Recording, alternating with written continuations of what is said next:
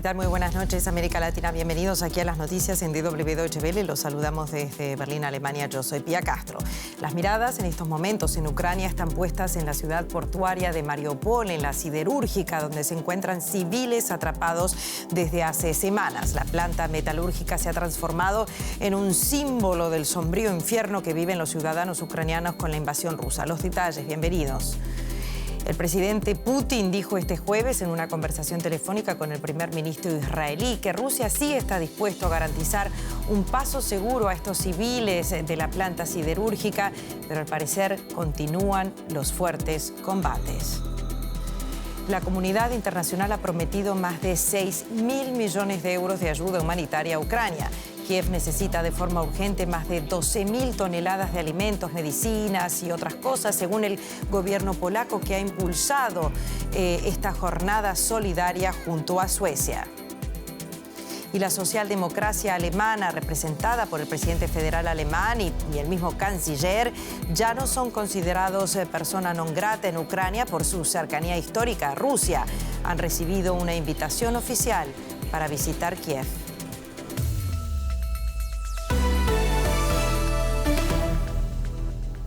El presidente de Rusia, Vladimir Putin, pidió la rendición de los últimos defensores ucranianos en Mariupol.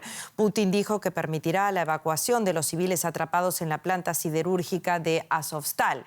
En esta planta metálica, soldados rusos se enfrentan a las tropas de Ucrania atrincheradas. Informes confirman duros enfrentamientos y el presidente ucraniano dijo que la destrucción de la acería ha dificultado la salida de estos civiles, de estos ciudadanos. Se espera que un convoy de las Naciones Unidas llegue a Mariupol este viernes para iniciar las últimas evacuaciones allí.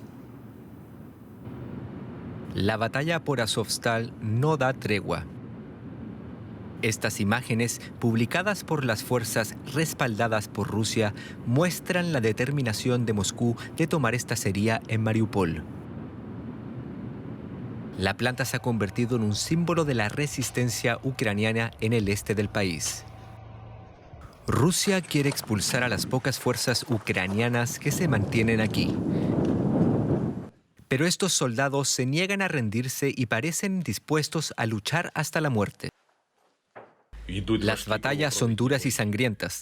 Estoy orgulloso de mis soldados por hacer esfuerzos inhumanos para contener la embestida del enemigo. Agradezco al mundo entero el enorme apoyo a la guarnición de Mariupol. Nuestros soldados se lo merecen. La situación es extremadamente difícil, pero seguimos cumpliendo la orden de mantener la defensa a pesar de todo. Atrapados en el medio, los civiles. Los más afortunados han sido liberados de su prisión subterránea. Escapar y estar bajo el cielo pacífico azul y el sol brillante, creo que nos vamos a quemar. Además, nos faltó vitamina D. Sin embargo, muchos siguen escondidos en los búnkeres y pasillos que forman parte de la planta de acero. Esperamos seguir rescatando a la gente de Azovstal, de Mariupol. Todavía quedan civiles allí, mujeres, niños. Para salvarlos, tenemos que mantener el alto al fuego. La parte ucraniana está dispuesta a ello. Se necesita tiempo para sacar a la gente de esos sótanos, de esos refugios subterráneos. Moscú dice que permitirá un alto al fuego de 3 días a partir del jueves para ayudar a evacuar a los civiles que quedan. Pero con tropas fuertemente armadas en el terreno, no está claro si los combates se detendrán y si más civiles lograrán salir con vida. La Conferencia Internacional de Donantes celebrada en la capital de Polonia, en Varsovia, ha recaudado 6.200 millones de euros en ayuda para Ucrania. La reunión convocada por jefes de Estado y el gobierno estaba auspiciada también por representantes y empresas como Google, AstraZeneca, así como entidades financieras. El objetivo de las contribuciones es apuntalar la economía de Ucrania y brindar apoyo humanitario tras la invasión. Según Naciones Unidas, y estas son las cifras oficiales, 13 millones de personas en Ucrania necesitan alimentos, medicinas y alojamiento. Una situación que se suma a los más de 5 millones de refugiados ucranianos que han huido de sus hogares hacia otros países. Un nuevo Marshall Plan, ya dijimos, 6.100 millones de euros, pero Ucrania pide mucho más. Amplía María García Sornosa desde Bruselas, nuestra colega. Pues Pía, lamentablemente Ucrania querría mucho más, pero es la cifra que han conseguido rubricar los donantes internacionales, 6.100 millones de euros. Hay que subrayar que es una cifra significativamente inferior a la conseguida hace tan solo un mes en una conferencia similar, también celebrada en la capital polaca, cuando la comunidad internacional recaudó más de 9.000 millones de euros. En esta ocasión, la Comisión Europea ha aportado 200 millones, aunque eso sí, su presidenta Ursula von der Leyen ha matizado que durante estas 10 semanas de guerra, la Unión Europea en su conjunto ha proporcionado a Ucrania más de 4.000 millones de euros. No podemos igualarnos con la valentía y el sacrificio que está haciendo el pueblo ucraniano, pero sí podemos y tenemos la obligación de ayudarles económicamente. Y aunque Pía, aquí en Bruselas se preparan para una guerra larga, lo cierto es que ya se están preparando los planes para la reconstrucción del país. La Unión Europea quiere crear un plan Marshall para reconstruir el país, porque hay que levantar de cero colegios, escuelas, teatros, también carreteras. La vuelta a la vida no va a ser fácil y tampoco va a ser barata en Ucrania, porque las primeras estimaciones apuntan ya a más de 100.000 millones de euros una vez que la guerra termine.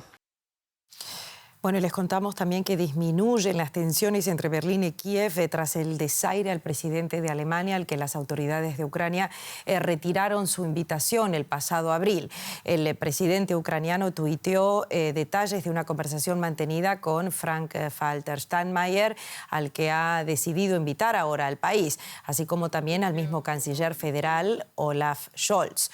Un giro al conflicto diplomático desatado hace semanas. Las autoridades de Kiev veían entonces con ojos muy críticos la cercanía de la socialdemocracia alemana hacia Rusia cuando Steinmeier fue titular de Exteriores. Aquí lo vemos. Aunque Scholz no hizo comentarios sobre esta invitación, sí ha anunciado el próximo viaje a Kiev de su titular de Exteriores en estos momentos, Annalena Baerbock. Los presidentes de Alemania y Ucrania han dialogado detenidamente. Es algo bueno. Yo mismo conversé antes y después ampliamente sobre ello con el presidente federal. Y a resultas de ese diálogo ha salido como resultado que la ministra federal de Exteriores viajará próximamente a Ucrania. Y para analizar toda esta política interna alemana y su relación con Ucrania, conectamos rápidamente con Laura Iglesias, nuestra corresponsal política. ¿Qué tal? Muy buenas noches, Laura. ¿Qué ha sucedido ahora para que de pronto se pueda pensar en un encuentro en Kiev entre estos dos países? Recordemos que Alemania es uno de los países más importantes económicamente en Europa. Bueno, pues todo empezaba esta mañana, el último capítulo de esta historia, con el anuncio de que la presidenta del Parlamento alemán está planeando viajar a Kiev en los próximos días, porque se va a reunir allí con su homólogo ucraniano del Parlamento ucraniano, y ella iba a ser entonces la representante alemana de mayor rango que ha visitado Kiev hasta ahora, y eso estaba a punto de dejar otra vez en evidencia tanto al presidente federal, Frank-Walter Steinmeier, como también al canciller Olaf Scholz, que habrían sido dejados atrás ya por 6 políticos alemanes a la hora de apoyar a Ucrania con viajes personales. El presidente quería viajar y no podía tras haber sido rechazado en abril por los antiguos vínculos con Rusia que ha tenido.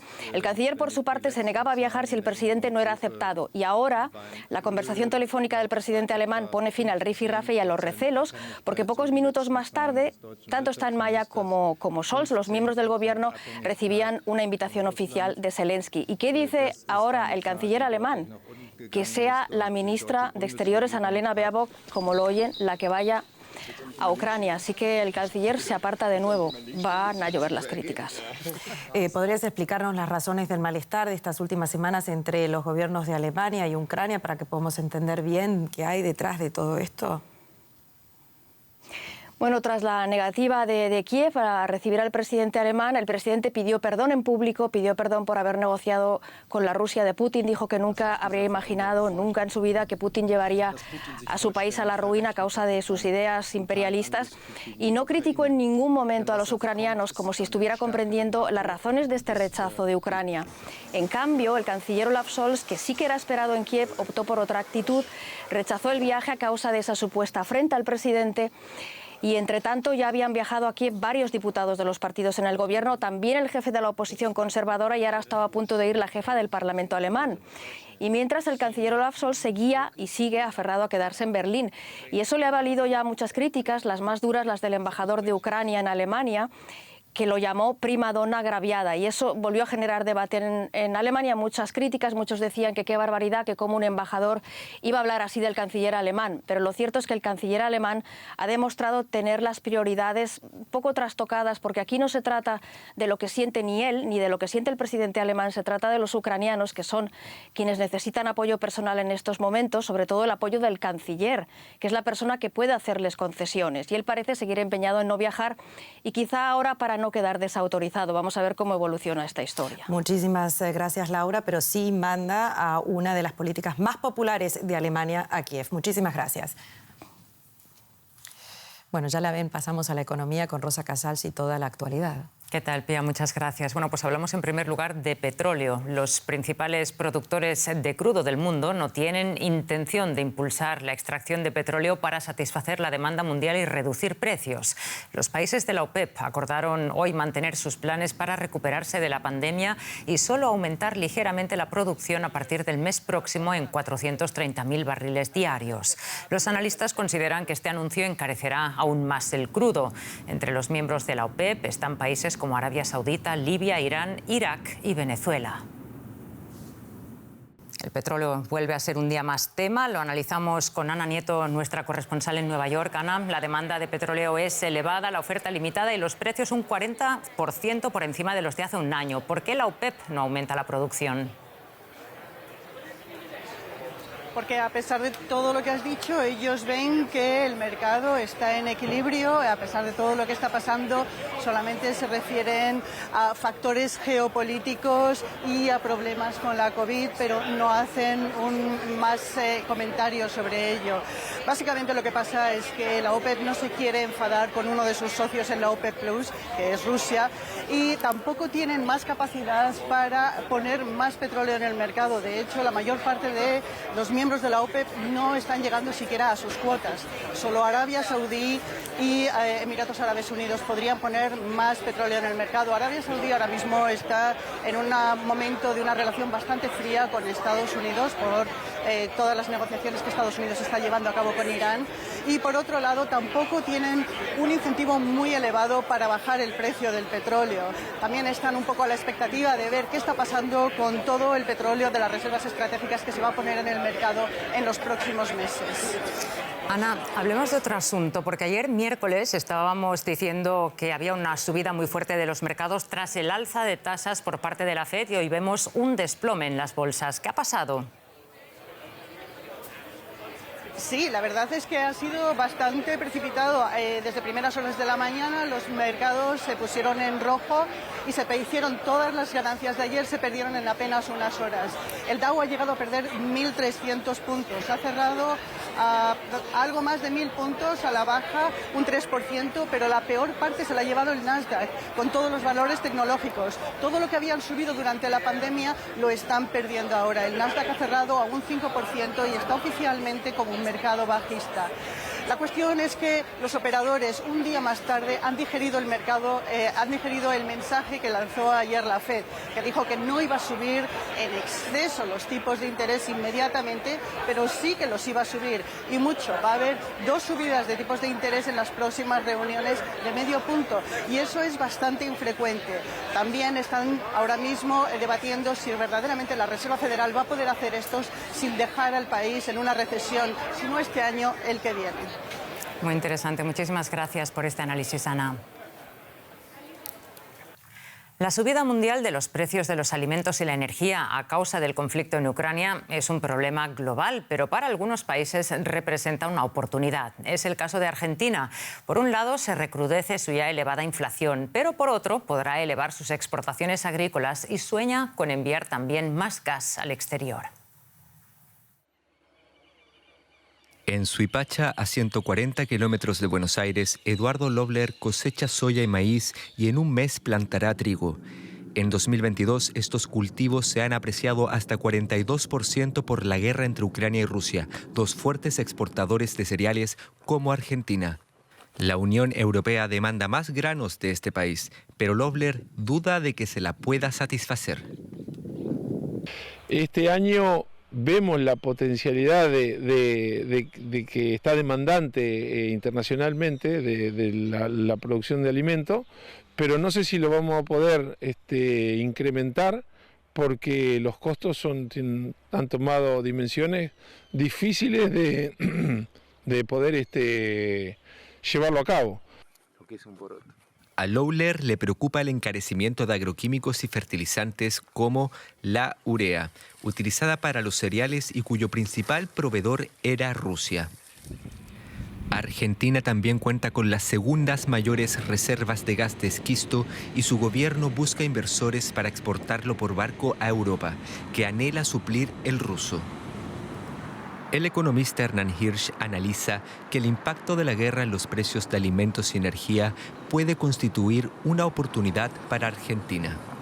La oportunidad estaría dada por aprovechar este contexto de precios internacionales favorables con algunas medidas que permitan aumentar la producción, que lamentablemente no va a ser en forma inmediata. Eso requiere impulsar políticas que alienten las decisiones de siembra, de más producción. Hirsch advierte además que la inflación mundial recrudece la de Argentina, que asciende al 55% anual. El encarecimiento de los alimentos azota en la Villa 2124 de Buenos Aires. Natalie Vilcapoma busca leche para sus 2 hijos en un comedor de la organización Barrios de Pie Libres del Sur. Solo de vez en cuando consigue trabajo como asistente de cocina. Ya no cocino lo mismo como antes que cocinaba y todo subió los precios, hasta las carnes, el pollo, todo, el fideos, el arroz, la leche para los chicos, que ahora creo que está a 120, 150 está, y no lo puedo comprar y por eso vengo aquí a asistir al merendero. El coordinador del comedor, César Mercado, cuenta que en los últimos 2 meses han debido elevar su asistencia de 60 a 70 personas, pero la demanda es aún mayor. La misma gente no puede comprar todo lo habitual que son los alimentos, lo de primera necesidad, el aceite, ¿no? El aceite que es una cosa indispensable para la comida y es lo que más ha subido dentro de todo. También el pan, el kilo se fue a 2,80. En los campos como el de Lowler se cosechan los granos que alimentan vacas y pollos. Con la mayor recaudación del impuesto que grava su exportación, el gobierno financiará una ayuda de emergencia a jubilados y trabajadores de bajos ingresos. Para conocer un poquito más sobre estas oportunidades que se le presentan a Argentina, conectamos con Alejandro Rebosio en Buenos Aires. Alejandro, ¿es realista pensar que Argentina va a poder proveer a Europa parte de los cereales y gas que hasta ahora venían de Ucrania y Rusia? ¿Cuáles son los retos? Hay grandes retos por delante. Por un lado, la Unión Europea ya no le impone a Argentina las restricciones a sus granos por el uso de semillas transgénicas o del uso de agroquímicos. Sin embargo, la pregunta es si Argentina va a tener la producción suficiente para exportar. Argentina tiene normas por las cuales primero hay que abastecer el mercado interno y luego el sobrante se puede exportar. Este año se espera que la cosecha de soja, maíz y trigo sea similar a la del año pasado. Por lo tanto, lo que podría ocurrir es que las grandes empresas comercializadoras de granos internacionales desvíen granos que antes iban de Argentina a Asia y los vendan en Europa. Por otro lado, las oportunidades de que Argentina utilice las segundas reservas más grandes del mundo de gas no convencional dependen de que se hagan infraestructura, gasoductos, un puerto para liquefaccionar ese gas, y eso es un proyecto que el ministro de Economía de Argentina tiene, pero para el año 2026. Por otro lado, Alejandro, el conflicto ucraniano está afectando y mucho a la inflación, lo cual ya es un problema endémico en Argentina. ¿Qué está haciendo el gobierno para proteger a los más vulnerables? Justamente el ministro de Economía de Argentina, Martín Guzmán, está bajo fuego de la propia coalición de gobierno, de los dirigentes que responden a la vicepresidenta Cristina Fernández de Kirchner. Lo critican Por otro lado, el presidente de Argentina, Alberto Fernández, lo mantiene en su cargo. Y la receta del ministro de Economía argentino es, por un lado, aplicar el acuerdo que firmó con el Fondo Monetario Internacional para reducir el déficit fiscal, la emisión monetaria, subir los tipos de interés, acumular reservas en el Banco Central, pero además de esa receta ortodoxa, también utiliza algunos mecanismos heterodoxos para combatir la inflación. Por un lado, ha anunciado hace poco un bono de refuerzo de ingresos para los trabajadores desempleados informales, empleadas domésticas y trabajadores independientes de bajos ingresos. Ha adelantado la renegociación de los salarios en un país donde hay un 55% de inflación y también ha recurrido a los acuerdos de precios y a subvenciones para el trigo que por ahora no se han aplicado como medida concreta, pero se ha anunciado. Muchas gracias, Alejandro, por ampliarnos estas informaciones. Gracias a ustedes. Y seguimos en América Latina ya en el ámbito político, Pía. Y político y de justicia, porque Estados Unidos anunció este jueves varios cargos de narcotráfico contra el jefe de la banda criminal colombiana Clan del Golfo, conocido como Otoniel, al que considera uno de los capos más peligrosos del mundo y al que responsabiliza de la exportación al país de toneladas de cocaína durante años. Otoniel fue extraditado este miércoles, o sea, el día de ayer, desde Colombia a Nueva York y hoy se declaró inocente ante la jueza en Estados Unidos. Entre un espectacular dispositivo de alta seguridad, el gobierno colombiano extraditaba este miércoles a Estados Unidos a Dairo Antonio Úsuga, alias Otoniel, máximo jefe del Clan del Golfo, luego de que el Consejo de Estado levantara una medida cautelar que impedía la entrega. Este delincuente es solamente comparable con Pablo Escobar. No solamente se trata del narcotraficante más peligroso del mundo, sino de un asesino de líderes sociales, abusador de niños, niñas y adolescentes, asesino de policías y uno de los más peligrosos criminales del planeta. Otoniel fue capturado hace apenas 7 meses. La extradición se realiza después de que el Consejo de Estado estudiara y finalmente desestimara el recurso de amparo presentado por asociaciones de víctimas del llamado Clan del Golfo. Estos grupos y algunos partidos de la oposición critican que el gobierno de Duque pretenda alejar a Otoniel de la justicia colombiana para evitar que pudiera incriminar a personalidades del entorno uribista. En este sentido, el presidente aseguraba que Otoniel también rendirá cuentas en Colombia. Este bandido fue extraditado para cumplir las penas de narcotráfico en los Estados Unidos. Pero quiero dejar claridad que una vez cumpla esas condenas, regresará a Colombia a pagar por los crímenes que cometió en nuestro país. En Estados Unidos enfrentará acusaciones por tráfico de cocaína. En Colombia, Otoniel enfrenta 6 sentencias condenatorias por, entre otros delitos, homicidio, desaparición forzada y reclutamiento ilícito de menores. Bueno, veamos ahora otras noticias que también son importantes en el día de hoy. La Organización Mundial de la Salud calcula que unos 15 millones de personas han muerto de manera directa o indirecta a causa de la pandemia en los últimos 2 años. Esta cifra es más del doble del conteo oficial, pues incluye a las personas que no pudieron recibir atención médica debido a la saturación de los sistemas de salud. La República en Marcha, el partido del nuevamente elegido como presidente de Francia, Emmanuel Macron, cambia de nombre. Ahora se llamará Renacimiento. Esta ya era la denominación de la lista presentada por la mayoría presidencial en las europeas de 2019 y según dijeron fuentes del partido, se reinventa para seguir existiendo. Macron creó su propio movimiento político, recordemos, en abril del 2016, entonces la llamó En Marcha. Una fuerte tormenta de arena en Irak ha provocado la hospitalización de miles de personas aquejadas de problemas respiratorios. El fenómeno obligó a cerrar el aeropuerto también de Bagdad, mientras se pedía a la población que no abandonase sus hogares. Se trata de la 5ª tormenta de este tipo que azota en semanas a toda esta región.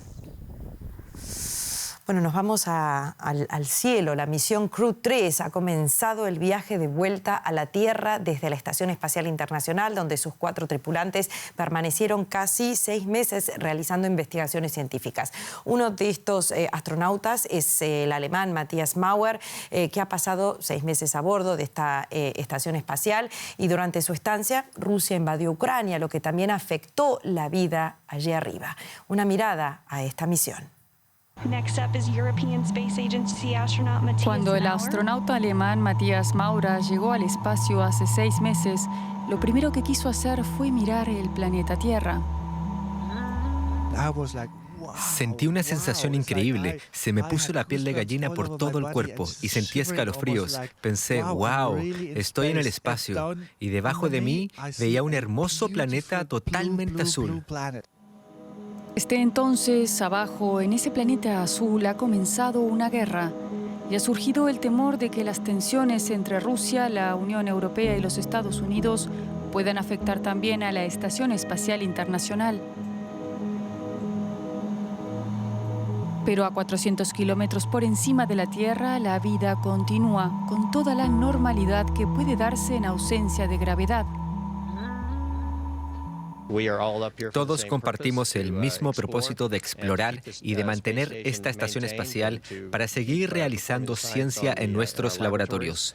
Es lo único en lo que nos centramos, así que la dinámica no ha cambiado. Llevamos 40 años trabajando con los rusos y hay muchas cosas todavía en marcha, y ha sido un verdadero placer trabajar con nuestros colegas. Los viernes por la noche siempre comemos juntos, compartimos lo más destacado de la semana por la noche. Nos acercamos al sector ruso, ellos se acercan al nuestro, y el espíritu en la estación espacial es muy, muy bueno. Mientras tanto, nuevos cohetes se dirigen a la estación, dejando atrás el conflicto en la Tierra. Una tripulación de cosmonautas se unió al equipo internacional en marzo, justo a tiempo para la fiesta de cumpleaños de Maurer. El hecho de que los recién llegados llevasen los colores de la bandera ucraniana fue, según ellos, una mera coincidencia. Maurer dedicó su estancia en el espacio no a los conflictos políticos, sino a los experimentos científicos y al mantenimiento de la estación. Incluso realizó una caminata espacial, un sueño para todo astronauta. Quiero quedarme, me gustaría quedarme aquí un poco más. Todavía hay muchas cosas que quiero hacer, así que no me importaría quedarme 1 mes o 2 o 3 más aquí arriba en el espacio. Un deseo comprensible, ya que al menos la estación espacial ha sido considerada durante mucho tiempo un oasis de paz. Bueno, y hasta aquí las noticias. Gracias.